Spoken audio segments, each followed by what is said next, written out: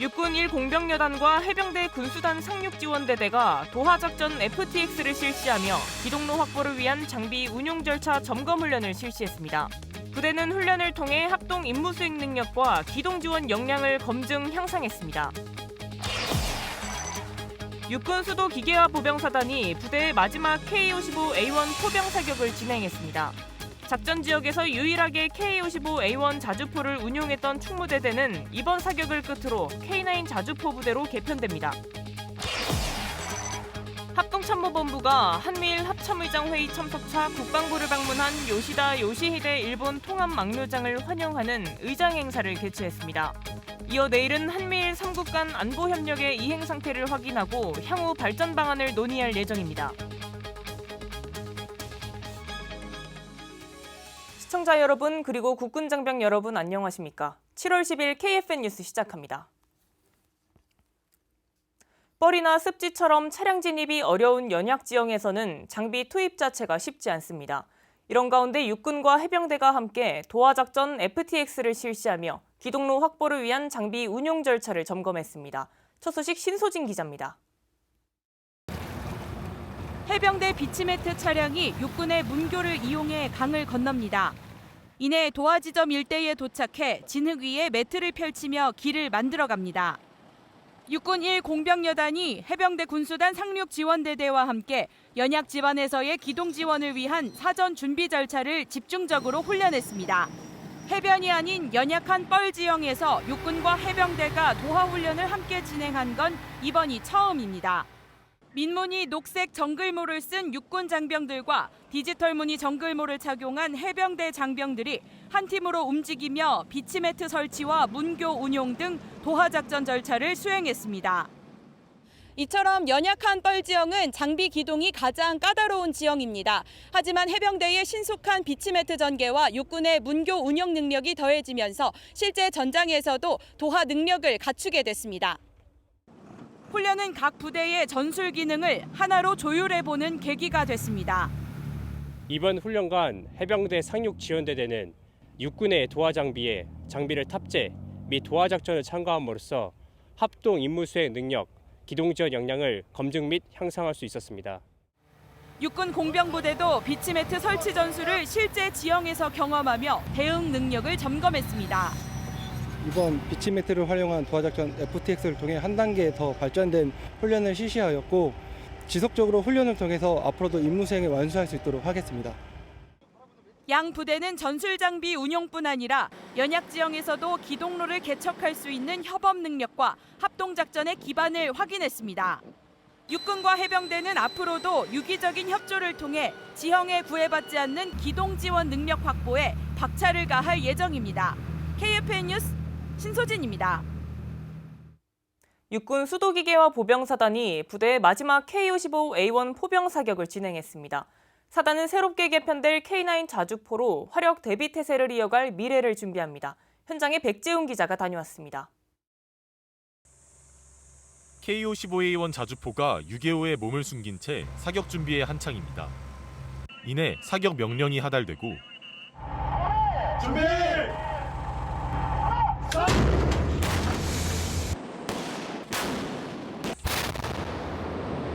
포탄은 대지를 휘감는 희뿌연 연기 사이로 목표를 향해 뻗어갑니다. 육군 수기사 충무대대가 진행한 포병 사격 훈련의 현장. 장병들은 그동안 기술을 바탕으로 화력을 아낌없이 쏟아붓고 있습니다. 훈련에는 K-55A1 자주포를 비롯한 장비 8대와 장병 120여 명이 참여했습니다.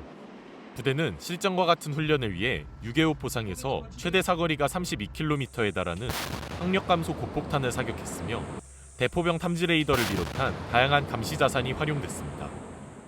충무대대는 적시적이고 압도적인 화력 지원 태세를 위해 항상 실전 같은 교육훈련 환경 조성에 만전을 기하고 있습니다.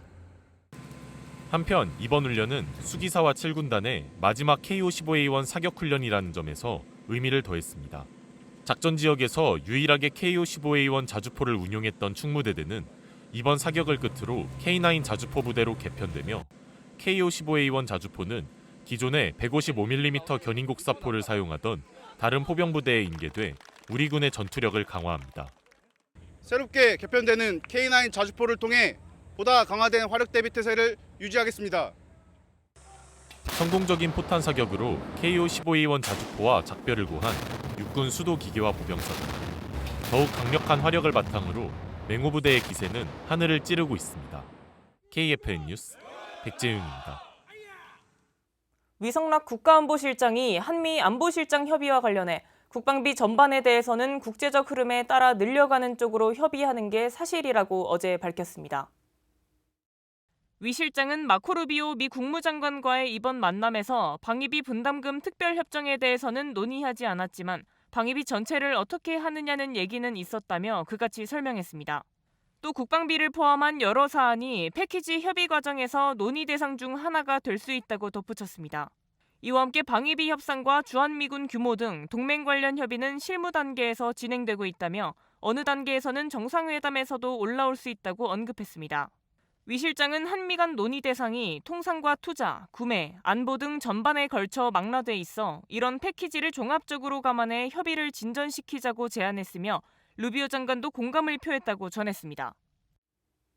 합동참모본부가 오늘 한미 합참의장 회의 참석차 국방부를 방문한 요시다 요시히데 일본 통합 막료장을 환영하는 의장 행사를 개최했습니다. 합참에 따르면 요시다 일본 통합 막료장은 지난 2010년 이후 15년 만에 우리나라를 방문한 일본 자위대 최고위급 인사입니다. 일본 측은 후지와라 나우치카 방위계획부 부장이 이번 방한에 동행했고 내일 예정된 한미일 합참의장 회의에서는 3국 간 안보 협력의 이행 상태를 확인하고 향후 발전 방안을 논의할 예정입니다. 러시아가 우크라이나에 사상 최대 규모의 공습을 감행했습니다. 드론 수백 대와 미사일이 한밤중 우크라이나 도시 상공을 뒤덮었습니다. 서방 국가들의 우려는 더욱 커졌고 트럼프 미 대통령은 패트리어트 방공 시스템 1개 포대를 추가로 보내는 방안을 고려 중인 걸로 알려졌습니다. 김효진 기자가 전합니다. 새카맣게 불탄 도시, 무너진 건물 사이로 아직도 붉은 화염이 불타오릅니다. 러시아가 우크라이나에 대해 사상 최대 규모로 맹공을 가하면서 한순간에 폐허가 된 우크라이나 서부 도시 루츠크입니다. 우크라이나 공군은 현지 시간으로 8일과 9일 밤 사이에 러시아가 드론 728대와 미사일 13발을 발사했다고 밝혔습니다.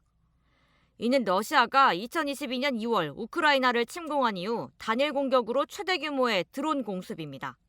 블로디미르 젤렌스키 우크라이나 대통령은 루츠크를 중심으로 서북부 10개 지역이 피해를 입었다고 설명했습니다.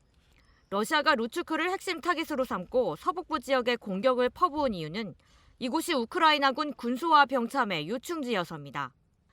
루츠크엔 우크라이나군 비행장이 있어 화물기와 전투기가 수시로 도시 상공으로 가며 이 도시가 포함된 서북부 지역은 외국에서 제공받은 핵심 군수품이 들어가는 비행장과 창고가 위치한 병참이 있습니다.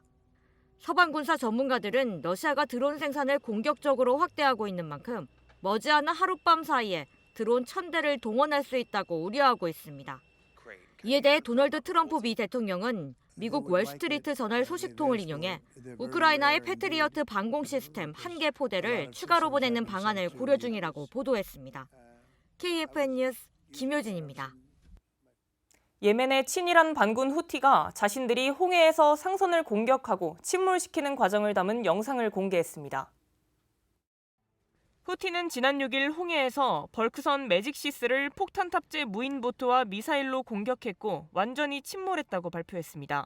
그러면서 이 배가 이스라엘 항구를 계속 드나드는 회사 소속이기 때문에 공격했다고 설명했습니다. 매직시스는 후티가 장악한 예멘의 호데이다 항구에서 서남쪽으로 94km 떨어진 홍해 해역을 통과하던 중 공격을 받았습니다. 탑승해 있던 승무원 22명은 인근을 지나는 다른 상선에 안전하게 구조됐습니다. 후티는 또 현지 시간 9일 그리스 선사 소유 화물선 이터니티씨를 추가로 공격해 침몰시켰다고 주장했습니다.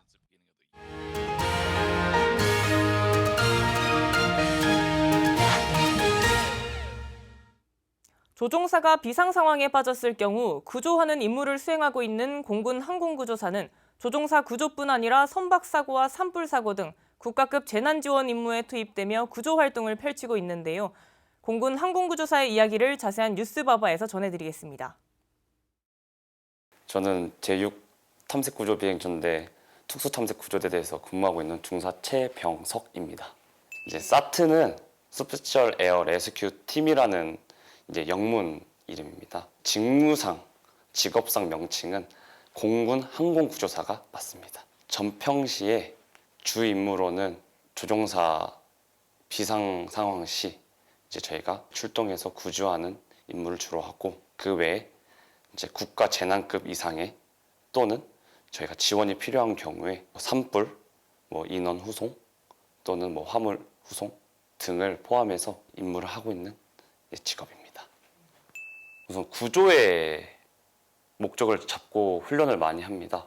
탐색 및 전술 구조, 전투 수상 수중 및 탐색 구조, 전투 생합 및 산악 구조, 그다음에 TC3 이렇게 이제 교육을 하는데, 산악 지형에서 조난된 조종사가 있을 수 있기 때문에 그거에 대한 전술이나 로프로 이용해서 저희가 구조할 수 있는 방법을 교육합니다. 해상 침투를 하게 됐을 때 보트 운용을 해야 되니까 보트 운용도 교육을 받고, 모터가 고장났을 걸 대비해서 패들링도 교육을 하고, 잠수훈련도 하고, 그다음에 저희가 수면에 이제 떠 있는 조난자가 있을 수도 있습니다. 수상에 의한 임명구조 훈련도 하고, 다양하게 구조 훈련을 진행하고 있습니다. 전시에는 구조하는 데 있어서 위험이 노출될 수 있기도 하고, 특수전이라 해가지고 저희가 이제 화기에 의한 전술훈련, 그다음에 사격술, 총기에 의한 전술을 이행하면서 한 통신장비 운용 등을 이제 교육을 진행을 합니다.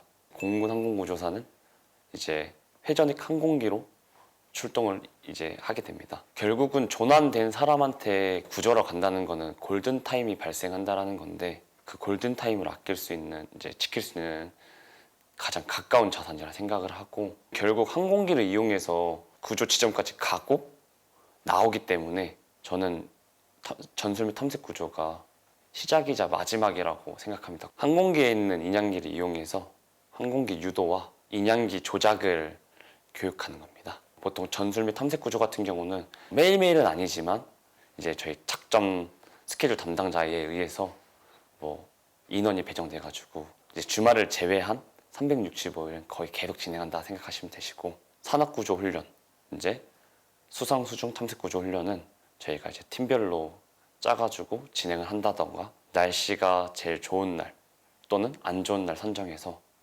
진행하기도 합니다. 주는 항공기 조종사를 구출을 하는데, 이제 우리 사트는 국가급 재난지원부대여서 항공기 사고는 주로 하게 되고, 민간의 선박 사고나 산불 또는 산악 지형에 고립된 상황, 이런 거는 이제 민간 자체에서는 항공기가 그걸 버텨주지 못합니다. 번개라든가 이제 낙뢰라든가 이런 걸 버텨주지 못하다 보니까 저희는 그 항공기 자체가 이제 재원상 버텨주기 때문에 들어가야 된다 할 때는 이제 저희가 출동을 하게 됩니다. 안전이 제일 중요합니다. 근데 그 안전이라는 게 아무리 내 동료가 나를 챙겨준다 해도 이게 100%를 볼 수는 없기 때문에 본인 스스로 저는 이제 주 임무를 하면서 본인 안전을 챙겨야 됩니다. 혹시나 작업 중에 내가 운영한 이제 인양기로 인해서 그 케이블이 몸이 강민가든가 아니면 실수로 내가 인지를 못하고 올렸는데 인양기에 끼어가지고 어디 다쳤다든가 할 수 있기 때문에 그 상황을 다 고려해서 운영을 해야 돼서 가장 어렵습니다. 군인은 전쟁을 위해 이제 존재하는 직업이라 생각을 합니다. 근데 우리 사트는 평상시에도 국민의 재산과 국민의 생명을 지키기 위해서 항상 있다 보니까 내가 여기 온데 후회하지 않다. 우리 부대가 최강이다 라고 항상 자부심을 갖고 있고, 우리 사트는 반드시 구조한다는 명분 아래 국민의 재산과 생명을 열심히 지키고 있습니다. 묵묵히 지켜봐 주시고 따뜻한 응원을 부탁드리겠습니다. 필승! 육군 1보병사단 독수리 봉사단이 국가유공자 어르신의 주거 환경 개선을 위해 직접 팔을 걷었습니다. 파주에 거주하는 참전용사 어르신 댁을 찾아 지붕 수리에 구슬땀을 흘렸는데요. 보도에 윤현수 기자입니다. 파주시의 한 주택가. 이른 아침부터 분주한 움직임이 시작됩니다. 봉사 단원들은 서로 역할을 나눠가며 묵묵히 구슬땀을 흘립니다. 몇 시간의 작업 끝에 지붕이 말끔하게 새롭게 단장되고 올여름 태풍에도 걱정 없이 보낼 수 있게 됐습니다. 군복을 입은 군인으로서 조국을 위해 희생하신 분들의 소중함과 감사함을 항상 마음 깊이 간직하고 있었습니다. 6.25 참전 용사분들의 열악한 주거 환경을 보고 부대원들과 마음의 뜻을 모두 모아서 봉사활동을 시작하게 되었습니다. 부대는 앞으로도 참전용사 어르신들을 위해 실질적인 도움이 되는 다양한 봉사활동을 지속할 계획입니다. KFN 뉴스 윤여수입니다. 제1회 방위산업의 날 기념주간을 맞아 다양한 행사가 열리고 있습니다. 경남 창원에서는 우리 방산 제품들이 한 곳에 모여 그 우수성을 뽐내고 있는데요. 박인배 기자가 현장을 찾았습니다. 우리 기업 기술로 만들어진 감시 정찰용 드론. 지난해 드론 품목으로는 처음으로 국방기술품질원의 DQ마크 인증을 받았습니다. 이 시스템은 전장 상황에서 표적을 식별하고 최적의 무기체계 조합을 빠르게 추천합니다. 일명 AI 참모 시스템입니다. K방산의 첨단 우수 기술이 모인 방위산업 부품 소재 장비 대전이 9일 경남 창원에서 열렸습니다. 국산화 부품과 무기체계의 기술 성과를 알리고 관련 정책을 논의하는 자리, 제1회 방위산업의 날과 연계한 올해 행사는 민관 군과 산학연, 기업 사이 협력을 보다 활성화하는 데 주안점을 두었습니다. 이번 전시회는 부품뿐만이 아니라 EOD 슈트, 낙하산 등 일반 물자류와 특수 윤활유 등 품목을 확대 적용한 최초의 전시회입니다. 또한 민군이 협력하여 개발이 완료된 품목도 전시해서 민과 군이 상호 협력을 통한 개발된 우수 사례도 소개하고 있는 의미 있는 전시회입니다. 올해 행사는 방위사업 정책발전 컨퍼런스도 함께 마련했습니다. 미국과 싱가포르 등의 국방연구개발기관들이 참여하는 신기술 획득발전 포럼을 통해 심도 있는 논의를 하는 겁니다. 이와 함께 창업경진대회, 기업 간 기술협업, 수출 지원 상담 등으로 방위산업의 확장성, 지속 가능성을 높였습니다. 방위산업을 국가 전략산업으로 육성하려고 하고 있습니다. 국가 전략산업으로 육성되기 위해서는 방산 대기업과 중소벤처기업이 상생하는 산업구조를 만들어야 되고요. 무기체계와 거기에 들어가는 소재, 부품, 장비가 함께 발전하는 개발 구조가 만들어져야 됩니다. 우리나라 핵심 전략산업으로 주목받고 있는 방위산업. 국민과 함께 만든 K방산은 세계 4대 강국을 향해 나아가고 있습니다. KFN 뉴스 박인배입니다. 전국적으로 폭염이 이어지면서 군 장병들의 온열 질환 예방이 무엇보다 중요해졌습니다. 각 부대에서는 훈련장 온도 지수에 따라 훈련을 조정하고 장병 안전 대책을 강화하고 있습니다. 윤현수 기자입니다. 군에서는 올해 6월까지 온열 질환 환자가 245명이 발생한 것으로 집계됐습니다. 이에 따라 각 부대에서는 폭염 단계별 행동 기준을 적용해 장병 건강 관리에 힘쓰고 있습니다. 온도 지수가 26.5도 이상, 29.5도 미만 구간에는 미숙련 장병의 야외 활동을 각별히 주의하고 29.5도에서 31도 사이에는 일부 훈련을 제한하며 무리한 이동과 과도한 체력 소모 활동은 최대한 줄입니다. 31도에서 32도 구간은 야외 훈련이 더욱 제한되고 하루 6시간 이내 제한된 활동만 가능합니다. 32도 이상이 되면 경계작전을 제외한 모든 야외 훈련과 활동이 중단됩니다. 특히 훈련병과 전입신병, 고령자 등 취약 장병에 대해서는 건강 상태를 수시로 확인하고 응급처치 물품과 냉방장비, 폭염 대응 키트를 항상 준비하고 있습니다. 또한 시원한 물 자주 마시기와 생활관 온도 낮추기, 2시간마다 20분 이상 충분한 휴식, 개인 보냉장구 지급 등 폭염 안전 5대 기본 수칙 준수도 강조되고 있습니다. 온열 질환 예방이 중요한 가운데 폭염 행동 수칙을 꼼꼼하게 지키는 것, 여름철 군 안전의 기본임을 잊지 말아야겠습니다. KFN 뉴스 윤여수입니다. 해군이 오늘부터 P3C 해상 초계기의 작전 재개를 위한 비행 훈련에 들어갑니다. 훈련은 지난 5월 29일 발생한 P3CK 초계기 추락 사고 이후 중단됐던 P3C 해상 초계기 작전을 재개하기 위한 조치입니다. 해군은 P3C 기체에 대한 특별 안전검사와 승무원 심리 안정 등 임무 준비 상태를 종합적으로 평가했으며 어제 시험 비행을 마쳤습니다. 비행 훈련을 마친 승무원부터 순차적으로 해상 초계 임무에 투입할 예정이며 다만 사고 기종인 P3CK의 비행 재개 여부는 합동사고조사위원회의 조사 결과에 따라 결정될 계획입니다. 이어서 그날 군대 이야기 시간입니다. 오늘은 대한제국군 시위대 2개 대대와 여러 부대가 군대 해산을 거부하고 일본군과 서울 숭례문에서 벌인 전투인 남대문 전투에 대해 알아봅니다. 여기를 잠깐 보시면 제가 오늘 주제와 관련이 있는 키워드를 뽑아왔는데요. 이 5개의 사건이 일어났던 시대가 언제인지 알고 계신가요? 대한제국 시대에 벌어졌던 사건들 아닌가요? 맞습니다. 여기 있는 모든 사건의 발단이 되는 사건이 바로 을사늑약입니다. 일제가 대한제국의 외교권을 박탈하기 위해서 1905년 11월 17일에 강제로 을사늑약을 체결하죠. 대한제국을 장악한 일제였지만 딱 하나 신경에 거슬리는 존재가 있었습니다. 대한제국의 마지막 버팀목이었던 군대였습니다. 사실 정미 7조약에는 부칙이 따로 있었습니다.